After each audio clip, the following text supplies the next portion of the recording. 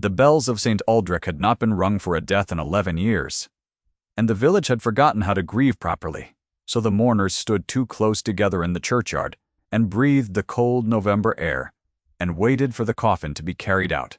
It was the funeral of Beatrice, Countess of Marlow, dead at 26 of a fever that had taken her in a single week, and the parish had come to bury a woman most of them had pitied and few of them had liked. The black draped carriage waited at the lich gate.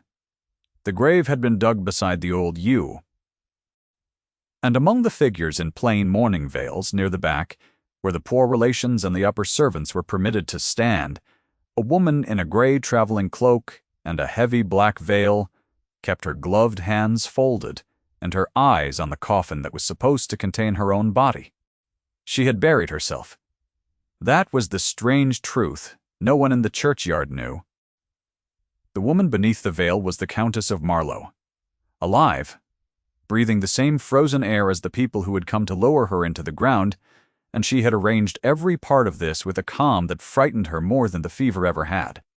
A friend of the family stood near the front, a tall man in a black coat, whose stillness drew the eye even in a crowd of mourners, and she did not let herself look at him for long.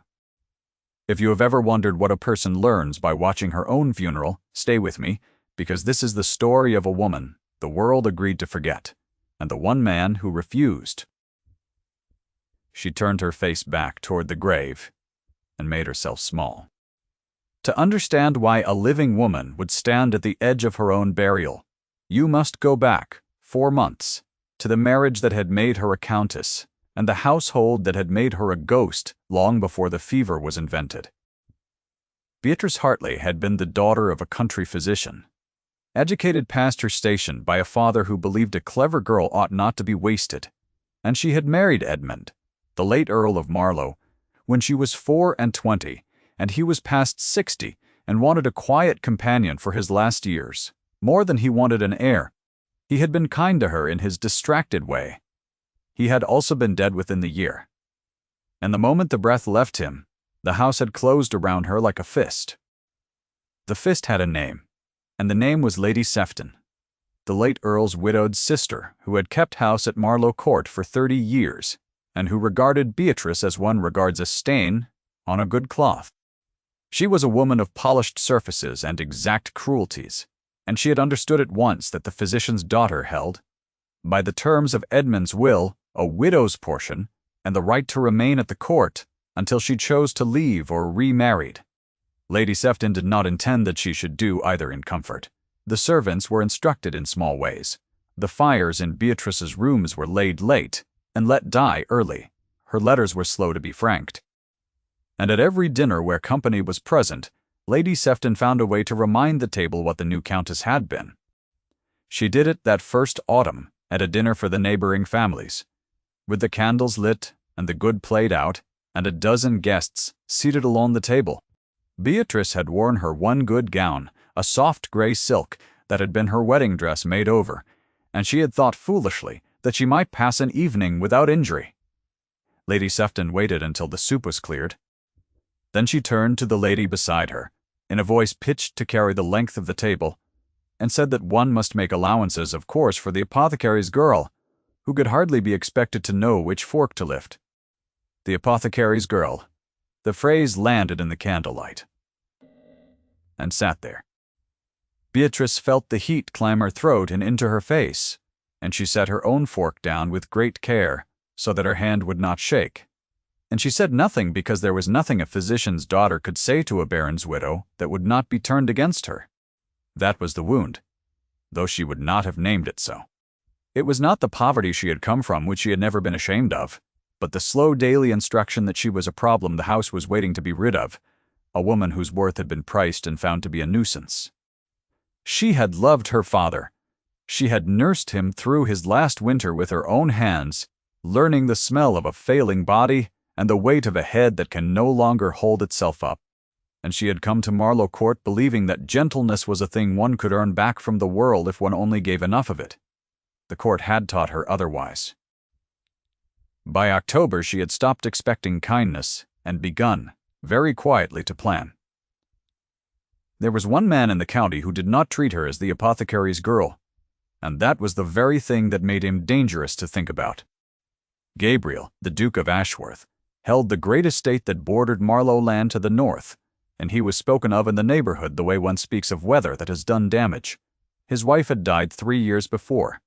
Since then he had refused every invitation, closed the north wing of his house, and acquired a reputation for a coldness so complete that mothers warned their daughters not to waste a season hoping for him.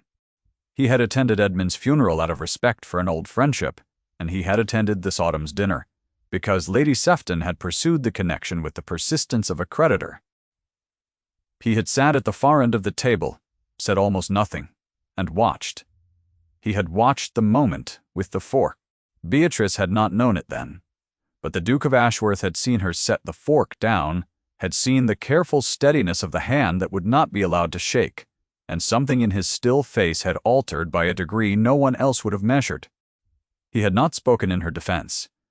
A man of his rank could have silenced Lady Sefton with a sentence, and he had not. And Beatrice had marked his silence as one more proof that the great protect their own and leave the rest to drown.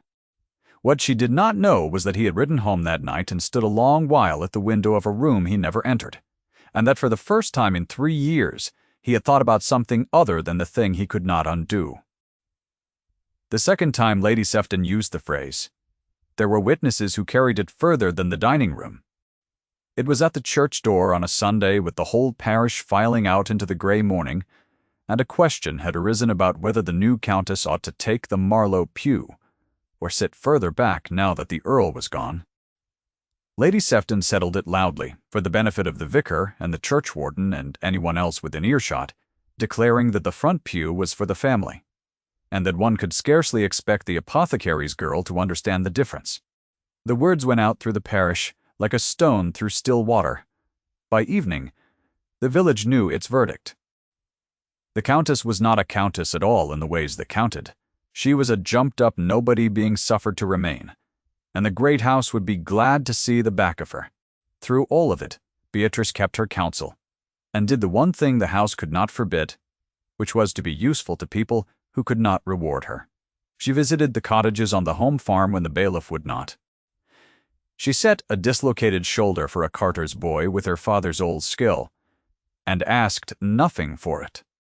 And when the gardener's youngest, a small grave child named Tom, fell ill with the putrid throat that the village feared, it was Beatrice who sat up 3 nights running in the gardener's cottage, mixing the draughts her father had taught her, and cooling the boy's fever with her own hands, while his mother wept by the fire. She had not done it to be seen. She had done it because a child was suffering and she knew how to help, and the doing of it was the only thing at Marlow Court that still made her feel like a whole person, rather than a tolerated debt. The Duke of Ashworth saw it, though she did not know he was there. He had ridden over with a question for the bailiff about a boundary ditch, and the bailiff had been in the village, and someone had said the Countess was at the gardener's cottage with the sick boy, and the Duke, who told himself he merely wished to be sure the child had a physician, had walked his horse quietly down the lane and stopped at the broken gate. Through the low window he had seen her. She was kneeling by a truckle bed in a plain dark dress, with her sleeves pushed back and her hair coming loose from its pins, and she was singing, very low, some old song without grandeur, and the small flushed boy was holding her hand in both of his, as though it were the only fixed thing in a turning world. The Duke stood at the gate in the cold, and did not announce himself. He watched a countess the county had decided was nothing kneel in a gardener's cottage and give a child the one thing no rank could purchase, which was her undivided and unpaid attention. He went home without his question answered. What changed in him that night was the thing he carried and never spoke of, and to understand the change, you must understand the wound. 3 years before, the Duke of Ashworth had married a gentle, frightened girl named Eleanor, chosen for him by his father in the last months of the old Duke's life, and he had been too proud and too busy and too certain of his own competence to see how unhappy she had become in the great cold house. She had asked him once in the only direct sentence she ever spoke to him whether they might close the north wing and live more simply, more warmly, somewhere smaller, and he had told her not to be foolish, that a duke did not live in a cottage. She had died that winter in childbed, and the child with her, and Gabriel had been left with the unbearable knowledge that the one thing his wife had asked of him was warmth, and that he had answered her with grandeur. He had closed the north wing, after all. He kept her miniature in the breast pocket of every coat he owned, a small oval portrait of a girl looking slightly away, and he had not let himself love anything since, because he had learned that he was a man who answered need with stone. He had seen, through the gardener's window, the exact thing he had failed to give, and he had understood, standing at the gate, that the apothecary's girl the county dismissed possessed in abundance the one quality his rank and his wealth had never taught him, and that her warmth was being slowly extinguished in a house not 30 minutes from his own, and that he could not unsee it. He began in the careful, deniable way of a man relearning a language, to find reasons to be near her. They came as commands, because commands were the only tenderness he knew how to issue. At a frost-bright meet of the local hunt, where Lady Sefton had contrived to have Beatrice attend without a proper warm mantle, the Duke had looked once at the way she held her arms against the cold, and had said in front of 3 other riders that she would come into the inn and sit by the fire until the horses were brought round. It was not a request. Beatrice had heard a duke ordering an inconvenient woman out of his sight line, and she had gone because one did not refuse a duke, and she had sat by the fire with her face burning for reasons that had nothing to do with the flames, furious at being managed. She had not understood that he had seen her shivering, and had no other vocabulary for care. Her body had understood, something her mind refused. When he had handed her up into the carriage afterward, his bare hand briefly at her gloved wrist, she had felt her own pulse leap against the glove like a thing trying to escape, and she had despised herself for it the whole way home. Stay close now, because this is where the story turns, and where the woman who would one day stand veiled at her own funeral first conceived the idea that she might not have to die to escape. The Duke of Ashworth began to call at Marlow Court. He came on transparent pretexts: a boundary, a horse, a book the late Earl had borrowed and never returned, and Lady Sefton, who could read a duke's attention the way a sailor reads a sky, drew exactly the wrong conclusion and the right one at once. She saw that Ashworth was interested. She also saw that his interest had fixed, impossibly, scandalously, upon the apothecary's girl, and she set herself to crush it before it could cost the family the far better match she had begun to imagine, which was the Duke himself, secured for her own niece by marriage, a polished diamond of a girl named Miss Coralie Vane. Miss Vane arrived at Marlow Court for an extended visit in the 2nd week of November, and she was everything Beatrice was not permitted to be, dressed in ice-blue silk and confidence, the daughter of a viscount schooled from the cradle in the certainty that she was the correct choice for any man of rank who had the sense to see it. She was not stupid, and she was not at heart cruel.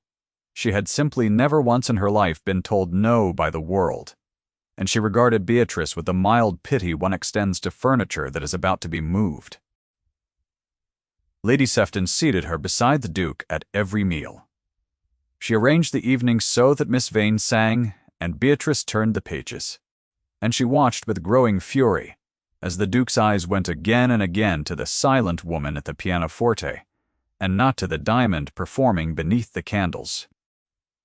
The Duke saw the cruelty of the arrangement more clearly than Beatrice supposed. One evening, when Miss Vane had been singing and Lady Sefton had made some remark about how fortunate it was that at least someone in the room had been raised to it, the Duke had risen, crossed to the instrument where Beatrice sat, and asked her in his low, level voice whether she would walk with him on the terrace, as the room was overwarm. "Come," he had said.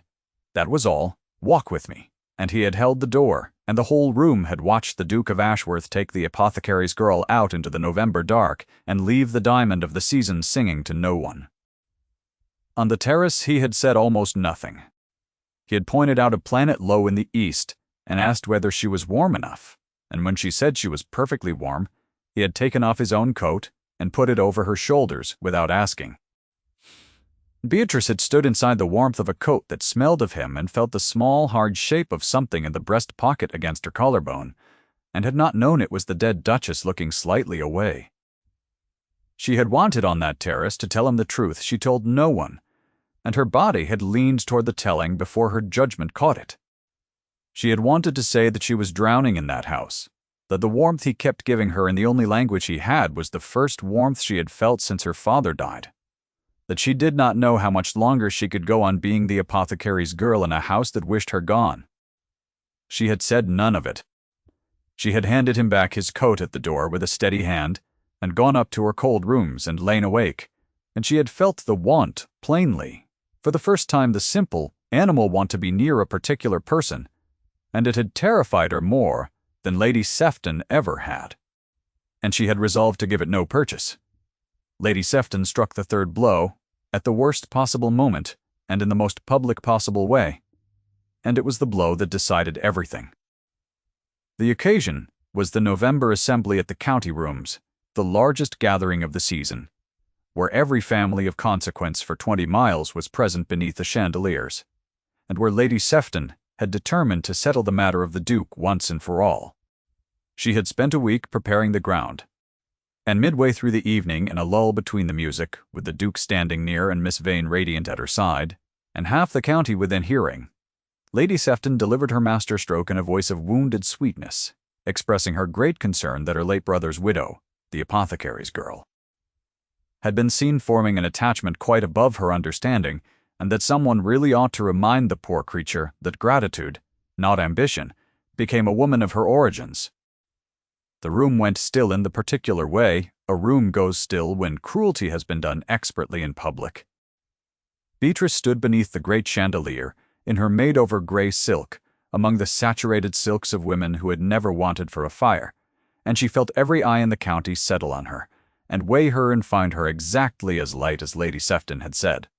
It was the third voicing, and the most complete. She was the apothecary's girl, an ambitious nobody reaching above herself, and the room agreed. She did not look at the Duke.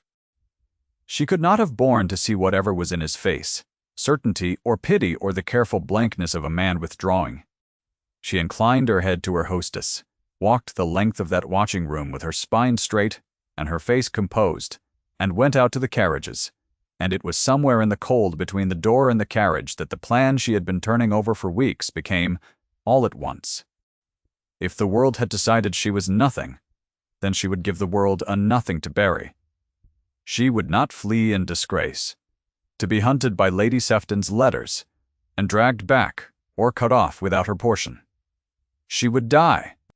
She would arrange to die so thoroughly that no one would look for her, and she would walk out of the apothecary's girl forever, and become, somewhere far away, simply a woman with her own small competence and her father's name, and no one's permission required. She had nursed enough of the dying to counterfeit it.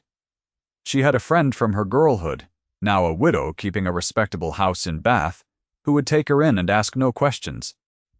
And she had, locked in her father's old medical chest, the knowledge of exactly which signs a fever leaves, and which it does not. What she had not counted on, in the cold logic of her grief, was that one person in the county would refuse to believe the apothecary's girl had simply died and been done with. She executed it over 6 days in late November with a physician's precision. She let it be known she had taken a chill at the assembly. She kept to her cold rooms, and refused food, and let the household see her grow weaker. She had an understanding with no one, but a single loyal soul. The old Marlowe housekeeper, Mrs. Bestie. Dunmore, who had served the late Earl 40 years, had despised Lady Sefton in silence. For 30 of them, and had come over that bitter autumn to love the gentle Countess who thanked the servants by name, Mrs. Letty I. Dunmore procured what was needed. Mrs. Dunmore turned the visitors away at the door with a grave face.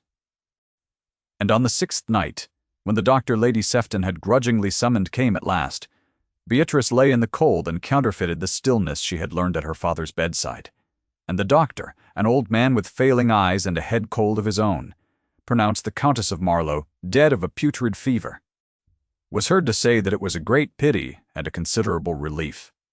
They buried a coffin, weighted with sand and a few stones from the home farm, because Mrs. Dunmore had seen to the laying out, and no one else had wished to look. And Beatrice, who should by every measure of sense have been on the Bath Road by then, found that she could not leave without seeing it. She told herself it was caution, that she must be certain the deception held. The truth was harder, and she half knew it. She wanted to see who grieved. She wanted to know whether in the whole cold county that had named her a nobody, a single soul would stand at her grave and be sorry. So she put on a borrowed grey cloak and a heavy veil, and stood among the poor relations at the back of St. Aldrich's churchyard, and watched 4 men carry a box of sand toward the open ground beside the yew. She saw Lady Sefton at the graveside, in magnificent black, the picture of bereaved family. Already, Beatrice did not doubt, composing the letter that would offer Miss Vane's hand to console the grieving Duke. She saw Miss Vane beside her, pale and decorous and plainly thinking of other things. She saw the vicar open his book, and she saw, standing apart from the family near the head of the grave where only the closest mourners are permitted, the Duke of Ashworth, hatless in the cold, looking down at the raw earth with an expression that stopped her breath in her throat. It was not the composed blankness of a man paying a social respect. It was the face of a man who has lost the second thing, the face she had imagined on him 3 years dead over a girl who had only wanted to live somewhere warm, and Beatrice understood, with a lurch that nearly took her to her knees, that the Duke of Ashworth was grieving her, truly, the way she had not believed anyone in the world would grieve the apothecary's girl. She should have looked away. She had spent 4 months teaching her body to betray nothing, and at the graveside it betrayed her completely. Her gloved hand rose to her own mouth. Sound escaped her. Small. The wrong sound. The sound of the living and not the mourning. And in the silence of a country churchyard a small sound travels. The Duke's head came up. Across the open grave and the bowed heads of the parish, the Duke of Ashworth looked directly at a veiled woman at the back of the crowd and went very still. In the particular way she had learned meant that he had seen something no one else had measured. He did not cry out. That was the first mercy, and it was the thing that told her he had understood before his mind could have framed it. A man who has memorized the way a particular person holds her grief will know that grief anywhere, under any veil, and the Duke had spent an autumn memorizing her. He looked at the gloved hand, at the veiled mouth, and at the grey traveling cloak, and at the way the slight figure had begun instinctively to draw back toward the lich gate, and across 30 feet of churchyard air a thing passed between them, that no one else at the funeral felt. Then he looked down at the grave again, and his jaw set, and he gave no sign at all. And Beatrice understood that he had decided, in the space of a breath, to protect her secret in front of the whole county until he could reach her. She fled before the first spade of earth fell. She slipped through the lich gate and down the lane toward the place where Mrs. Cust. Dunmore was to have a gig waiting, and her heart was a drum, and her grief and terror were so tangled she could not have said which was which. She had counted on being mourned by no one and finding it true. She had not prepared for the opposite, for the discovery that the one man she had taught herself not to want had stood bareheaded at her false grave and broken, and that her single careless sound had put her whole escape and her very freedom into his hands. He could expose her with a word. He could have her brought back, tried for fraud, ruin past any ruin Lady Sefton had managed. She did not yet understand that the last thing on earth the Duke of Ashworth intended was to give her back to that house. He found her at the crossroads before the gig did. She heard the horse behind her and knew the sound of it and did not run, because there was no use running from a duke on horseback, and she turned in the lane with her veil thrown back at last and her white face bare in the grey afternoon, and waited for whatever he had ridden after her to say. He dismounted without grace, which she had never seen him do, and he stood before her in the cold lane breathing hard, and for a long moment the composed and frozen Duke of Ashworth simply looked at her living face as though he could not yet trust the evidence of it. "You let me bury you," he said at last, and his level voice was not level at all. There was something broken in it she had never heard. "You let me stand at that grave, and you let me think." He stopped. He could not finish the sentence, and the not finishing told her everything the sentence would have. She tried to explain herself, to give him the cold logic of the portion and the letters and the impossibility of simply leaving, and he listened with his jaw set, and when she had finished, he said only that she might have come to him. That she might have come to him, and he would have settled £10,000 on her, and put her beyond Lady Sefton's reach forever, and asked nothing at all, in return. And Beatrice, who had spent 4 months proving to herself that no one would help the apothecary's girl, stood in the cold lane, and understood that she had been wrong about exactly one person in the world, and that her wrongness had nearly cost her the only thing she had not known she wanted.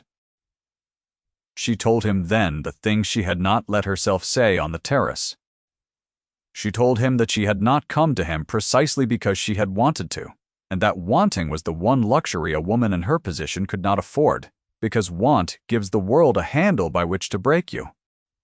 She said it plainly with her father's directness, the directness she had suppressed for 4 months in that house. And the Duke of Ashworth, who answered, "Need with stone," found for once that he did not need to. He took the small oval miniature from his breast pocket, the girl looking slightly away, and he held it a moment in his bare hand in the cold.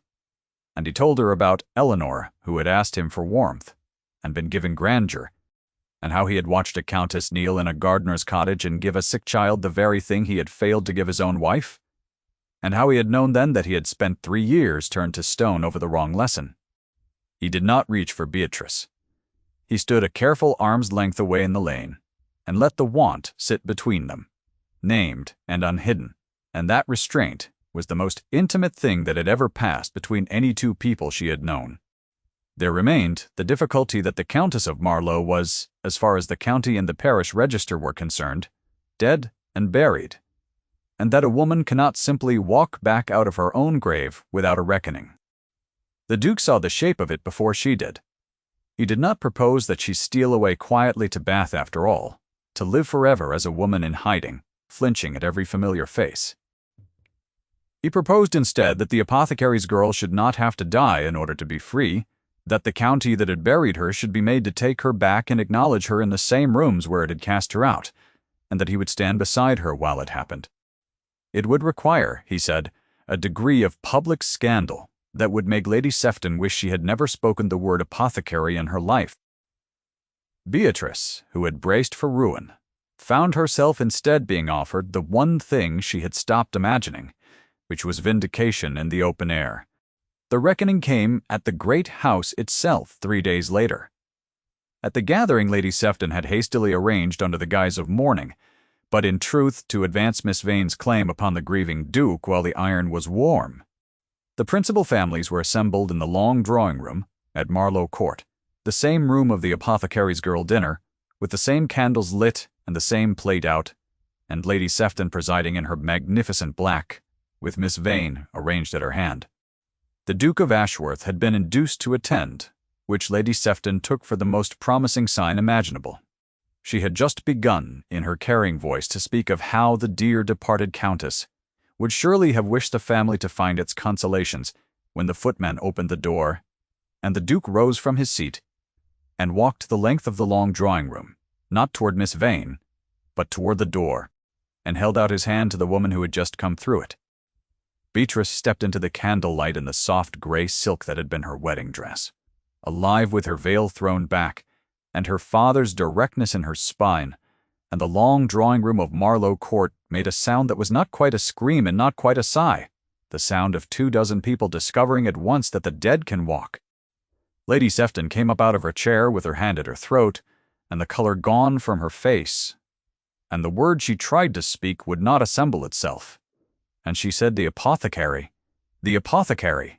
and could get no further, the polished surfaces all cracked through at last. Miss Vane sat very still, and then, to her lasting credit, set down her fan and looked at the Duke's face and at Beatrice's hand in his, and understood the whole of it in a moment, and was the first person in that room to lower her eyes and quietly accept that she had never in fact been the correct choice. The Duke did not let the silence become cruelty.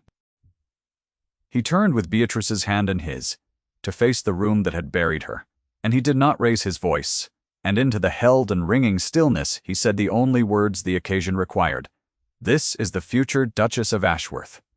8 words, level and irrevocable, spoken in the same arena where the apothecary's girl had been condemned. And they ended the matter entirely, because there was no power in the county that could unmake a duke's public claim, and every soul in the room knew it. He let the words stand in the silence. He did not gloat, and he did not explain, and he did not so much as glance at Lady Sefton, whose displacement was complete the moment the sentence was finished, and who sank back into her chair, an old woman who had outlived her own importance in the space of 8 words. The vicar of St. Aldrich, summoned and present and forewarned, stepped forward then to do the procedural work that sealed it, confirming before the assembled families that the doctor's certificate had been issued in error, that the Countess of Marlow was manifestly and witnessably alive, and that the parish register would be corrected accordingly. Mrs. Dunmore stood at the drawing-room door with tears standing in her old eyes and her chin high, and when Beatrice crossed to her at last, and took both her hands, the housekeeper who had turned the mourners away and bought the sand, and kept the secret of a living woman through a funeral, said only in a voice the whole room could hear, that she had known her girl was too good to be buried by the likes of them. It was the answer to the question Beatrice had stood veiled at her own grave to ask. Someone had grieved her. Someone had loved her. She had not been nothing, after all. That night, and through the following spring, the apothecary's girl became something the county had no category for, and learned, grudgingly and then genuinely, to honor. Yet the story does not end in the long drawing room, because the long drawing room was only the place where the verdict was overturned, and the real ending belongs somewhere warmer. It belongs to a small parlor in the north wing of Ashworth's great house, the wing that had been closed for 3 years, and was now opened and fired and lit, where a low blue snow was falling past the windows in the early dark, and the candles were lit against it and the leather books gave back the firelight. Beatrice sat by that fire in the opened wing on a night the following winter, a wedding ring on her hand and her shoes off, and her feet drawn up under her in a manner no countess was supposed to permit herself, and across the hearth the Duke of Ashworth sat with the small grave gardener's boy Tom, now hale and apprenticed in the Ashworth stables, reading to him slowly from a book of voyages while the snow came down.